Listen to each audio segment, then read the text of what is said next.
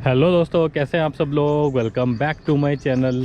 आप लोगों ने एक टर्म सुनी होगी, गाड़ी में यूज़ होती है एक्सल, राइट। अभी एक्सल क्या होता है और एक्सल के कितने टाइप होते हैं, या फ्रंट एक्सल क्या होता है, रियर एक्सल क्या होता है, इस चीज़ में बिल्कुल डिटेल में मैं जो है टेक्निकली नहीं जाऊँगा। इस एक्सल से रिलेटेड ना एक बहुत इंपॉर्टेंट इन्फॉर्मेशन है जो एज अ ड्राइवर जितने भी लोग गाड़ी ऑन करते हैं भाई, जो चलाते हैं, उनके लिए जानना बहुत ज़्यादा ज़रूरी है। अब देखो, हम गाड़ी क्यों लेते हैं, गाड़ी हम लेते हैं भाई मोड ऑफ कम्युनिकेशन के लिए, मतलब एक जगह से बैठ के दूसरी जगह आराम से चले जाना, राइट। अब क्या होता है कि बहुत कम लोग क्या करते हैं, गाड़ी का इस्तेमाल करते हैं फुल लोड पे, ठीक है। आपने बस खाली अपनी सवारी बैठाई, आप बैठे, को पैसेंजर बैठे, नॉर्मल जो यूज़ होता है वो यूज़ किया, ठीक है।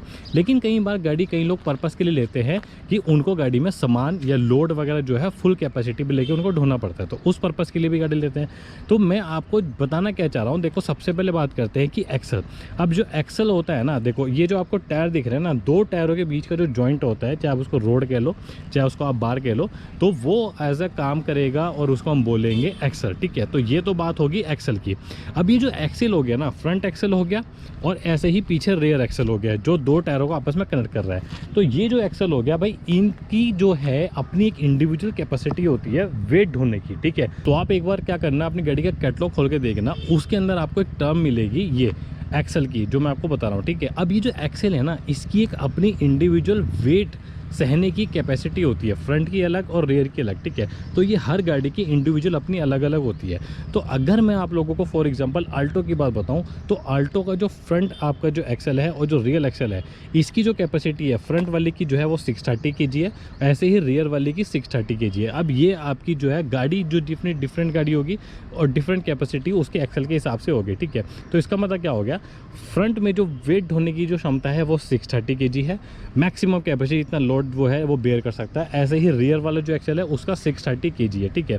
अब आप कभी ध्यान देना कि अगर आप अपनी गाड़ी में वेट एक्स्ट्रा जब ढोते हो ना, तो आपको पता होना चाहिए कि जो ये वेट है इसकी कैपेसिटी कितनी है।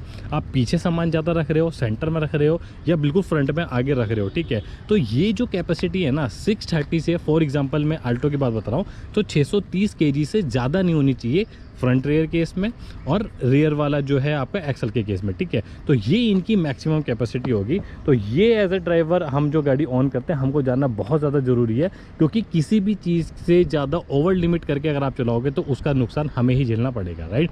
तो ये इसको कहा जाता है परमिसिबल एक्सल मैक्सिमम वेट, ठीक है। तो ये मतलब इसकी जो मैक्सिमम वेट जो कैरी करने की, जो ढोने की जो क्षमता है वो 630 इंडिविजुअल आपकी अलग अलग फ्रंट की और रियर एक्सल की है। ऐसे ही आपकी हर गाड़ी की जो कैपेसिटी होगी वो डिफरेंट होगी।